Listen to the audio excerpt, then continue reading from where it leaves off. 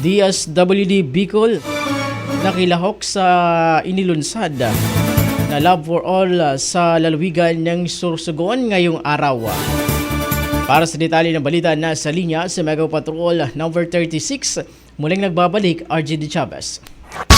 Bicol Network News Report!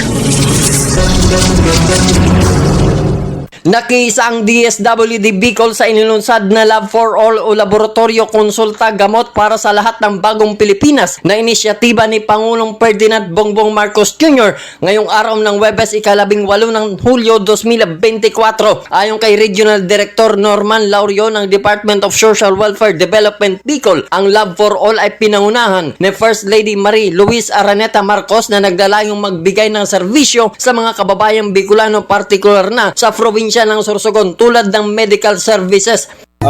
DSWD, tayo po ay nagbigay kanina ng assistance sa ating mga kababayan, mga tig 2,000 po na mga assistance, 2,000 each beneficiary.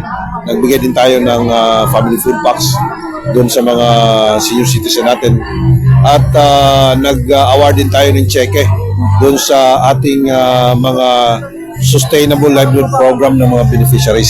Ito po yung pangkabuhayan na binibigay natin sa ating mga kababayan.